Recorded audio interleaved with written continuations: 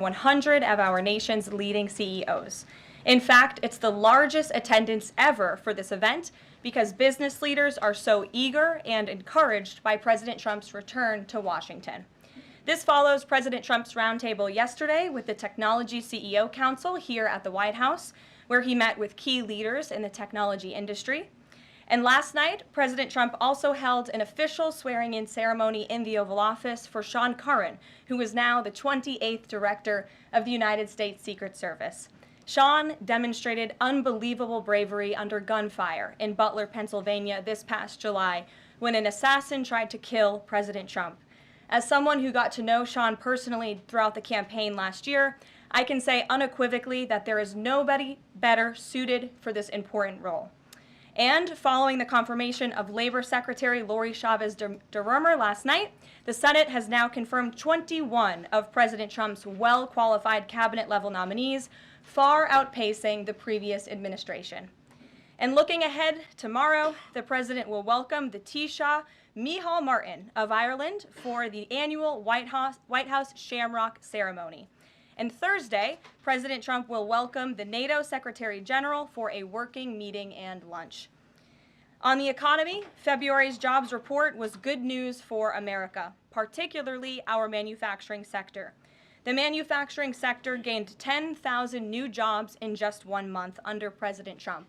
This rebound was led by the automobile sector, where we saw 9,000 new auto jobs created already. That is the most auto jobs added to the economy in 15 months. This was a complete turnaround from the Biden administration, where we were losing an average of 9,000 manufacturing jobs per month last year. Reuters is out with a report that a number of companies are now looking at expanding their presence or bringing their businesses into America because of President Trump's policies. And just moments ago, before coming out here, I saw another report by Reuters revealing that Merck has opened a $1 billion facility at its North Carolina site. This is just the latest pharmaceutical company to boost its U.S. manufacturing in lieu of President Trump's tariffs. This announcement follows Eli Lilly's plans to invest at least $27 billion to build 4 new manufacturing plants here in the United States. And Pfizer has also said it's considering moving their manufacturing overseas right here to the United States of America. As the president has said over and over again, when we purchase products made in the USA, the profits stay here, the revenue stays here, and most importantly, the jobs stay here.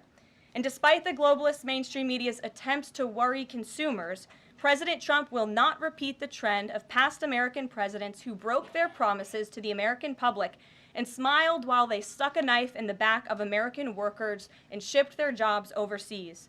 Our country has lost more than 5 million jobs in more than 90,000 factories due to devastating globalization over the last 3 decades alone. North Carolina lost 300,000 manufacturing jobs, including 60% of its furniture manufacturing jobs in the years following NAFTA. And in Michigan, globalist policies destroyed 250,000 jobs, including 40% of the auto industry, which again we know is clawing back because of President Trump's action already. These are harrowing statistics that represent countless towns and families who have been completely destroyed. But the America Last globalist era is ending under President Trump. He will no longer allow our country and our workers, our hard-working American families, to be ripped off. On another very important issue for the president, he continues to work hard to secure the border. If you missed it yesterday, CBP launched an enhanced home mobile app with a new feature, the Intent to Depart, which offers unlawfully present aliens or those aliens whose parole has been revoked an orderly and defined process to notify the U.S. government of their intent to depart the country. The CBP Home app strengthens our mission to secure the border and provides illegal aliens with a straightforward way to leave now before facing much harsher consequences later. A new report from Bloomberg just found that the number of aliens trying to reach our country by traveling through the jungle to Central America dropped a whopping 99% last month. And this follows the incredible news that illegal border crossings plummeted last month as well, down 94% at our southern border from last February under the Biden administration. As President Trump made clear during his historic address to Congress, we must finish this job and continue to carry out the largest deportation campaign in American history. And that is why the president fully endorses the continuing resolution that is before Congress and was negotiated by Speaker Johnson. He is encouraging all Republicans to vote yes on this clean CR, which freezes funding at current levels and will prevent the Democrats from getting their long-awaited government shutdown. Voting against this CR will hurt the American people and kill the incredible momentum that President Trump has built over the past 51 days. And lastly, before I take questions, I would like to commend the Washington Post, who I believe is in the room today. According to a new report from Axios, the Washington Post is overhauling their newsroom structure. It appears that the mainstream media, including the Post, is finally learning that having disdain for more than half of the country who supports this president does not help you sell newspapers. It's not a very good business model. And that's why we have people in our new media seat. And today we have Sargar Anetti, who is the host of Breaking Points, a popular political YouTube news and podcast show that has racked up nearly 1 billion views on YouTube, several hundred million podcast downloads since its launch in June 2021. He's also a former member of the White House Correspondents Association, but is now a part of the thriving independent media. We're very happy to have you with us here today. Why don't you kick off our briefing? Thank you. Really appreciate you having me, Caroline. A couple of questions for you, if I may. First on the stock market. So currently it's the 25th anniversary today of the dot-com bubble crash. There's a lot of concern for a lot of Americans right now about the state of the economy. President Trump has refused to rule out a recession. Secretary Lutnick, however, has told us there will not be one. So can the White House just tell and assure Americans today that there's not going to be a recession? Well, there's a lot to unpack there. So let me start by saying that, first of all, when it comes to the stock market, the numbers that we see today, the numbers we saw yesterday, the numbers we'll see tomorrow are a snapshot of a moment in time. And as President Trump has said, and I'm here to echo the remarks of this president of this White House, we are in a period of economic transition. We are in a period of transition from the mess that was created under Joe Biden in the previous administration. Joe Biden left this country in an economic disaster. Several statistics to point out. The delinquency rate on credit card loans increased 63% under Joe Biden, hitting a near 12-year high.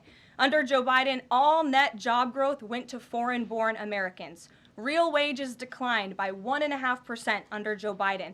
And as we all know, and this administration continues to combat, prices soared more than 20% under Joe Biden because of his reckless spending and economic policies. So we are in a period of transition from that economic nightmare under a president who had no idea what he was doing, never held a private sector job in his life, into a golden age of American manufacturing under a businessman and a deal maker in chief in President Donald J. Trump, who is implementing the formula that we know works. Look at President Trump's results in his first term. If people are looking for certainty, they should look at the record of this president. That's why the American people re-elected him back to this office. And look at everything that President Trump has already done and his team has already done in just 51 days. The massive efforts to deregulate. Tax cuts, which we need Congress to pass the Trump economic agenda, the Trump tax cuts, which will unleash economic growth. And the president also addressed this directly, I will point out as well, when you look at what he said on Air Force One. And he said he wants the American people to have so much money in their pockets they don't even know what to do with it. That's the intent of this administration, and we're working very hard every day on that goal. Second question on the CR. So President Trump came out today in a primary challenge against Congressman Thomas Massie. Congressman Massie's been a supporter of DOGE. He's been a supporter of Make America Healthy Again. What kind of message is this White House sending against a congressman who's sticking up for principles that he's long held in the chamber and voting against continuing resolution and spending? I think the president has made it very clear that he believes it's critical for conservatives and Republicans and frankly all members of Congress to get behind this continuing resolution to keep the government funded. The president wants to continue the momentum that he has built over the last 51 days.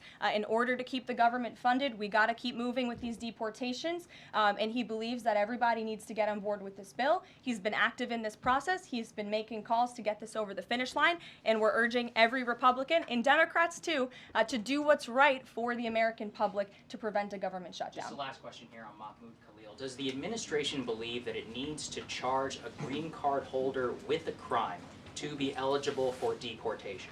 Well, in fact, Secretary Rubio reserves the right to revoke the visa of Mahmoud Khalil, and I'm glad you brought this up. Under the Immigration and Nationality Act, the Secretary of State has the right to revoke a green card or a visa for individuals who serve or are adversarial to the foreign policy and national security interests of the United States of America. And Mahmoud Khalil was an individual who was given the privilege of coming to this country to study at one of our nation's finest universities and colleges. And he took advantage of that opportunity, of that privilege, by siding with terrorists, Hamas terrorists who have killed innocent men, women, and children. This is an individual who organized group protests that not only disrupted college campus classes and harassed Jewish American students and made them feel unsafe on their own college campus, but also distributed pro-Hamas propaganda, flyers with the logo of Hamas. That is what the behavior and activity that this individual engaged in. And I have those flyers on my desk. They were provided to me by the Department of Homeland Security. I thought about bringing them into this briefing room to share with all of you, but I didn't think it was worth the dignity of this room to bring that pro-Hamas propaganda. But that's what this individual distributed on the campus of Columbia University. And this administration is not going to tolerate individuals having the privilege of studying in our country and then siding with pro-terrorist organizations that have killed Americans. We have a zero-tolerance policy for siding with terrorists, period. Peter Ducey. Thank you, Caroline. So you said that the Dow dropping and dropping and dropping is a period of transition. You're sure nobody here at the White House shorted the Dow? No, I don't think so. Okay.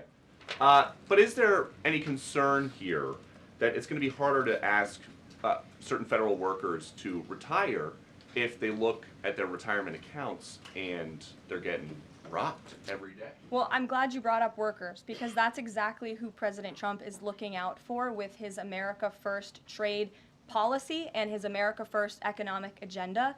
And if you look at, there's great indication to be optimistic about where the economy stands. And the American people, investors, CEOs, small business owners, but most importantly, workers, should bet on President Trump, because his tariff policies, what he envisions is reciprocity, fair trade practices where American workers are put first and are no longer ripped off by foreign countries all over this world. President Trump says he's going to buy a Tesla today. Did he buy it? And when is the last time he drove a car? That's a very good question. I have heard the president remark that he misses being able to drive, that luxury of driving his own vehicle, although the beast is nice, but he is going to be viewing a Tesla that is making its way to the White House complex now, I can confirm. Perhaps the press pool today will have an opportunity to witness this very exciting moment later this afternoon. But a Tesla is on its way here now, and we'll see if the president likes it when he checks it out. So they're bringing him a Tesla to look at, and if he likes it, he's just going to buy it. You know, he's definitely going to buy one, but he'll take a look at it when it gets here later this afternoon. Full retail? Yes, full market price. Kelly.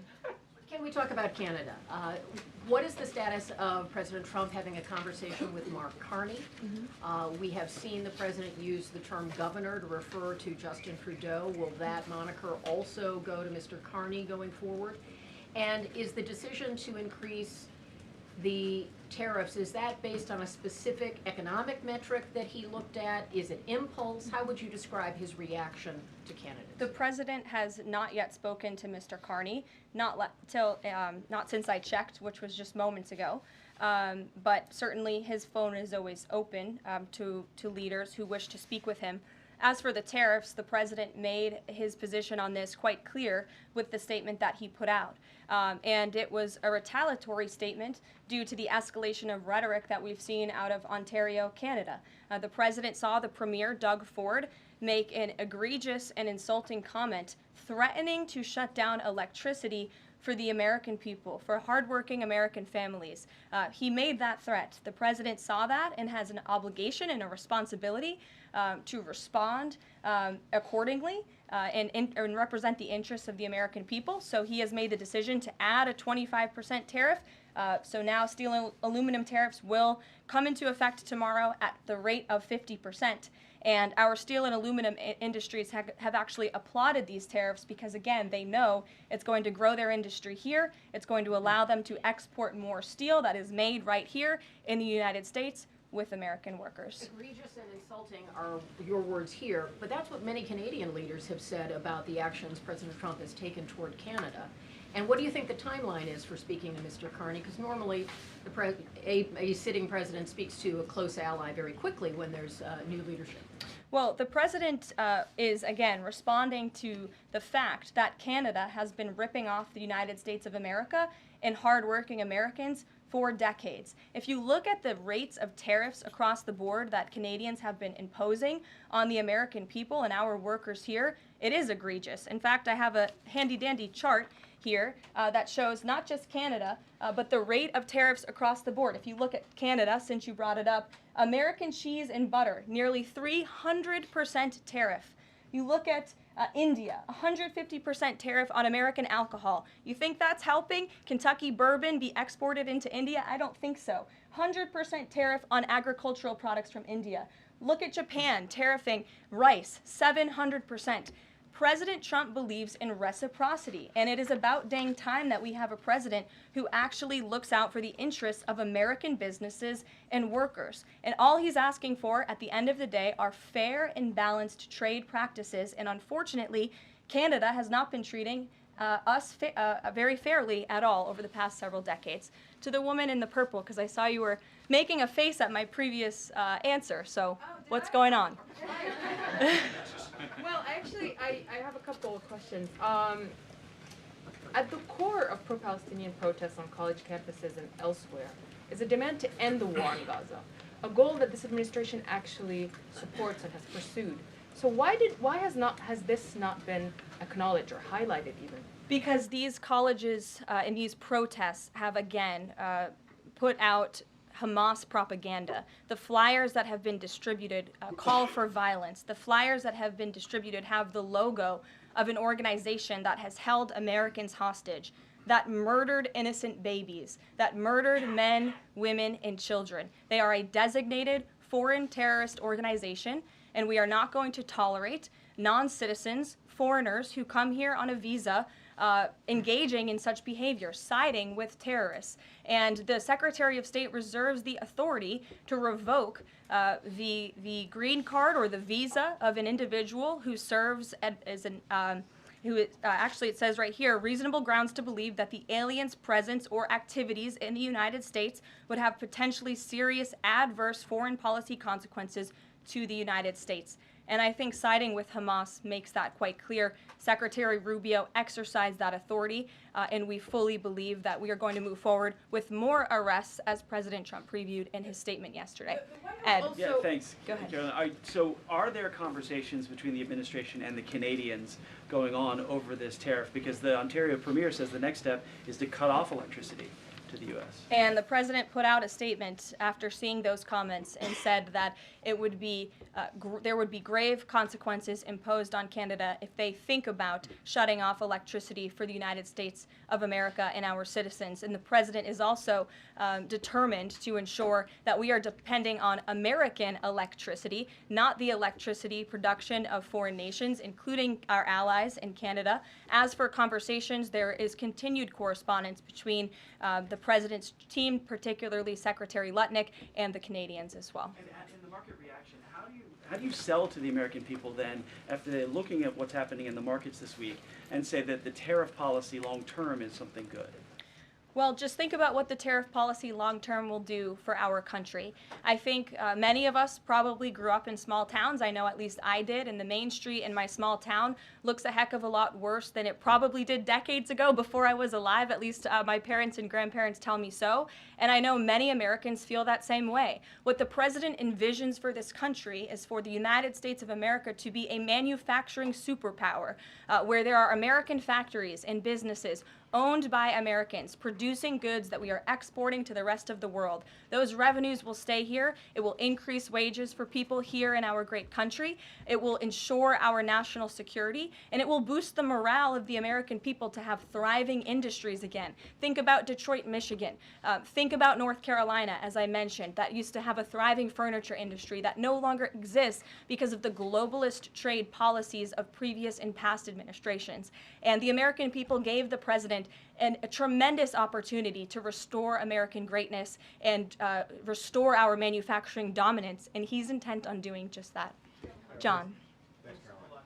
Two questions for you. First, on the CR, you put up on the screen the president's message to Republicans to support this continuing resolution. Is there outreach to Democrats? Because what we've seen since the beginning of the fiscal year is that in order to get a continuing resolution, you need bipartisan support and you need compromise. Well, right now, we are focused on House Republicans and on the House, because that's the first step, as you know, John. And so the president has engaged in correspondence with House Republicans, whipping votes and getting them to a yes, which I understand has been pretty successful this morning thus far. And so, again, the president is encouraging Republicans especially, but again, as I said, all members of Congress to vote to continue funding this government so we can continue the business of the American people, which elected President Trump to do. And then on financial markets, we've seen this decline yesterday. We see it today as well.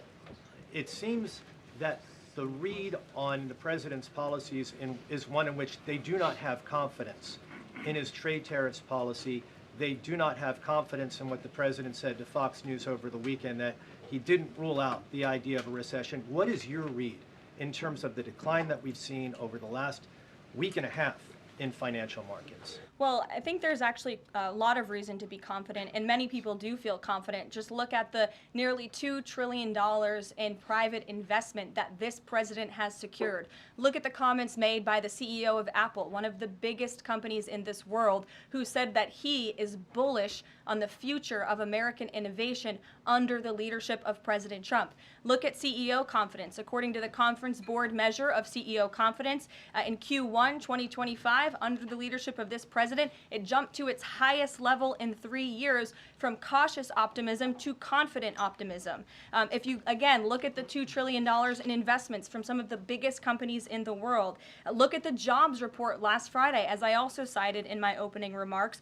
Fox Business reported that Trump sees a manufacturing boom in first full jobs report of his second term. Look at the auto jobs that have already poured back into America. We added 9,000 new auto jobs. Those are sticky jobs. Those are good paying jobs. That's 9,000 American families who will now be able to live the American dream because of the policies of this administration. You also look at small business optimism. The NFIB put out a report this morning. Small business optimism continues to be far higher than it ever was under the previous administration. There's a lot of reason to be optimistic. And again, the American people, CEOs and people on Wall Street and on Main Street should bet on this president. He is a deal maker, he is a businessman, and he's doing what's right for our country. He wants to restore wealth to the United States of America.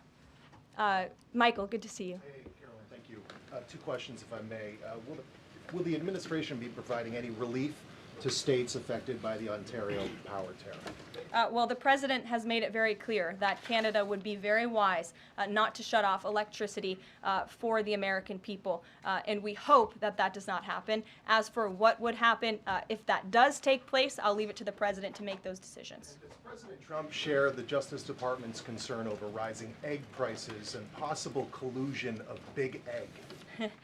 Well, we definitely do share the concerns of the American people when it comes to the price of eggs. However, good news, the average cost of a dozen eggs is actually down since Secretary Rollins and President Trump announced their plan. It's down $1.85. So that's good news on the cost of eggs. And as we know, under the Biden administration, egg prices went up 22%. This is another example of an economic mess that President Trump inherited, and the Secretary of Agriculture and the President are focused on fixing it. Secretary Rollins put out a 4-point plan rather, to address this crisis, and she has been honest and realistic with the American people, as this administration always is. It will take about 3 to 6 months to get the egg supply back to where it should be, but she's focused, and this administration is focused on doing that every day. Karen. Thanks, Caroline. Just back on the markets, you said that what we're seeing this week right now on Wall Street is a snapshot of a moment in time. But does the president think he bears any responsibility for the turmoil in the stock market this week? Look, the president is unwavering in his commitment to restore American manufacturing and global dominance, and I think he doubled down on that this morning with his new statement and the tariffs that will be implemented tomorrow on steel and aluminum. And he has said recently he's not looking at the market. He said you can't really watch the stock market, but all of the gains since Election Day have been erased in the S&P 500. At what point, how far do stocks have to fall before the president considers it a factor and changes course? Again, as I just said, the president will look out for Wall Street and for Main Street, just like he did in his first term, and people on Wall Street and Main Street should bet on this president. He's doing what's right for this country. Nick, good to see you. Good to see you too. Thank you, Caroline. So, is the president prepared, like what we saw with Congressman Massey, to pressure other Republican lawmakers into supporting this continuing resolution? Well, he is very much, as I said, engaged in this process. He's been making calls to lawmakers on Capitol Hill, and I think his statements against Congressman Massey speak for themselves, and I will let the president put out any additional statements if he chooses to, but he fully expects all House Republicans to vote for this continuing resolution. And just to follow up, can we start to anticipate seeing more of the president weighing in on upcoming 2026 races like we saw this morning? I'm not sure about that. I'm not even sure if I'm allowed to speak about that from this podium. I would check in with our outside political team for guidance on future races and the president's involvement. Elena. Thank you. I wanted to ask about some comments Elon Musk made yesterday. He said that there is $500 to $700 billion in waste and fraud and entitlement spending. He called it, quote, the big one to eliminate. Earlier this month, he also referred to Social Security as a Ponzi scheme. Should Americans expect changes, big changes, to Social Security and Medicare? President Trump has been unequivocally clear on this. He is going to protect Social Security and Medicare benefits and Medicaid for hardworking Americans who paid into these entitlement programs and deserve those hard-earned benefits. And unfortunately, the mainstream media has taken Mr. Musk out of context. I saw a Bloomberg headline that our team actually worked on getting updated and fixed because it was so wrong, and it took Mr. Musk out of context. What he was specifically referring to cutting was the waste and the fraud and abuse that does exist in these programs. According to an IG report from the Social Security Administration, there's more than $70 billion of fraud in the Social Security program alone that we know of. And so the president will continue to protect these programs for hard-working Americans, and actually cutting the waste, fraud, and abuse out of these programs will protect it for hard-working Americans. But Caroline, respectfully, he said around $500 to $700 billion. There was no evidence to claim that, and also if that is the case, that would represent more than a third of what Social Security paid out last year, maybe 20% of Social Security and Medicare. Again, combined. if you read his full quote, he said, we think, so it's an estimate based on what he's seen. He's not saying definitively, he's saying that's what DOJ suspects and thinks. And that's exactly why DOJ was created, to ensure that we are investigating the fraudulent spending, the wasteful abuse across our federal government. And I would remind everybody in this room that 77% of the American people support this effort by Elon Musk and DOJ to identify such waste, fraud, and abuse. Caroline. Go ahead. Thanks, Caroline. For You're doing welcome. this. If we could just step back for a second. When President Trump last addressed the BRT when he was on the campaign trail, his big push was on tax cuts. He's going there today as he's proposing tax hikes in the form of tariffs. Not and true. I'm curious He's not for doing why that. he's prioritizing that over the tax cuts. He's actually not implementing tax hikes. Tariffs are a tax hike on foreign countries that, again, have been ripping us off. Tariffs are a tax cut for the American people, and the president is a staunch advocate of tax cuts. As you know, he campaigned on no taxes on tips, no taxes on overtime, no taxes on Social Security benefits. He is committed to all three of those things, and he expects Congress to pass them later this year. I'm sorry, have you ever paid a tariff? Because I have. That's They it. don't get charged on foreign companies, they get charged on the importers. And ultimately, when we have fair and balanced trade, which the American people have not seen in decades, as I said at the beginning, revenues will stay here, wages will go up, and our country will be made wealthy again. And I think it's insulting that you are trying to test my knowledge of economics and the decisions that this president has made. I'm now regret giving a question to the Associated Press. Mary, go ahead. Hey, Caroline, I have two, if that's okay. First one was on Russia, Ukraine. I know Special Envoy Witkoff said yesterday that Zelensky apologized in his letter to Trump.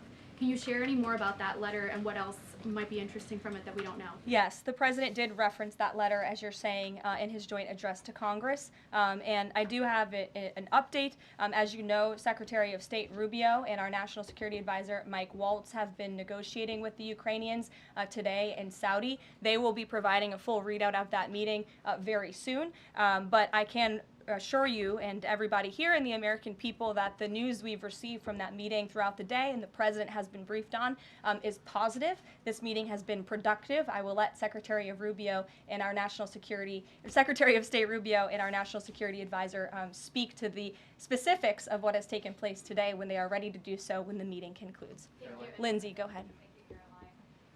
Referring to Mahmoud Khalil, the president has said this is the first of many arrests like this. Does the administration have a rough estimate of how many arrests you're planning to make similar? I don't have an estimate. I do know that DHS, based on very good intel that they have gathered at the direction of the president's executive order, which made it very clear to the Department of Homeland Security that engaging, as I said, in anti-American, anti-Semitic, pro-Hamas protests will not be tolerated. So since the president signed that executive order and since Secretary of Known has taken the oath at DHS, they have been using intelligence to identify individuals on our nation's colleges and universities, on our college campuses, who have engaged in such behavior and activity, and especially illegal activity. And so I don't have a readout on how many arrests will come, but I do know that DHS is actively working on it.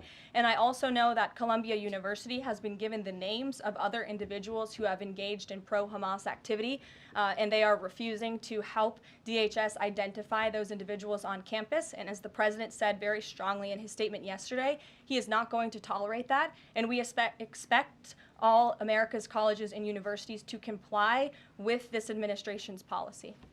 Jasmine. Thank you so much, Caroline, for the question. On Canada, after all of these threats to increase tariffs or turn off electricity, I wonder, does this administration still consider Canada to be a close ally of the United States? Well, I think Canada is a neighbor. They are a partner.